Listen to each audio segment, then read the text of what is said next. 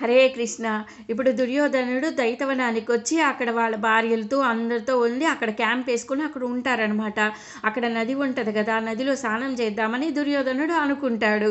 అనుకునే సమయంలో దుర్యోధనుడి సైనికులు అక్కడికి వెళ్ళి ఉంటారు నది దగ్గర.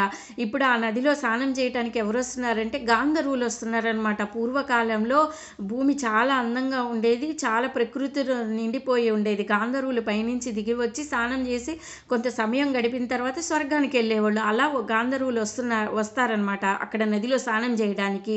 ఇప్పుడు చిత్రరథుడు చిత్రసేనుడు అని ఒక ఆయన వస్తాడనమాట. ఆయనకి ఆ పేరు ఎలా వచ్చిందంటే, ఆయన పేరు వచ్చి ఆయన రథం విచిత్రంగా ఉంటుంది, అందుకని ఆయన చిత్రరథుడు అంటారనమాట. ఆయనకి చాలా పెద్ద వృత్తాంతం ఉంది. ఇంకా అక్కడికి వస్తారనమాట గాంధర్వులు.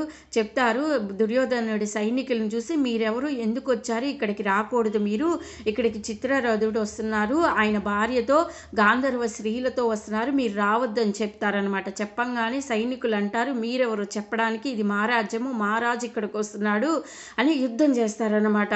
ఇంకా యుద్ధం చేస్తే కర్ణుడు కూడా భయంకరంగా యుద్ధం చేసి కొంతమంది గాంధర్వుల్ని చంపేస్తాడు. చంపేయంగానే ఇంకా వాళ్ళు అక్కడ చనిపోగానే పైనుంచి ఇంకా పెద్ద సైన్యం వస్తుంది. గాంధర్వులందరూ వచ్చి అక్కడ పెద్ద యుద్ధం జరిగిద్ది అనమాట.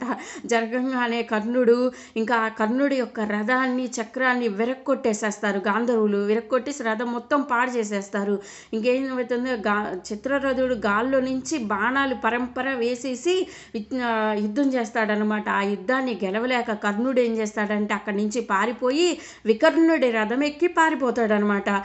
స్కెచ్ గీసినోడు పారిపోతాడు దుర్యోధనుడిని వదిలేసి.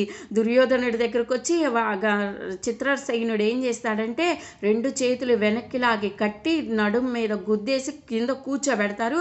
తన భార్యలను కూడా రథానికేసి కట్టేస్తారనమాట మొత్తాన్ని. ఇంక ఇది చూసి దుర్యోధనుడి సైనికులు ఇంకా ధర్మరాజు దగ్గరికి వెళ్ళి అక్కడికి చెప్తారు జరిగిన విషయం మొత్తం. తర్వాత ఏం జరుగుతుందో నెక్స్ట్ వీడియోలో చెప్తా. హరే కృష్ణ.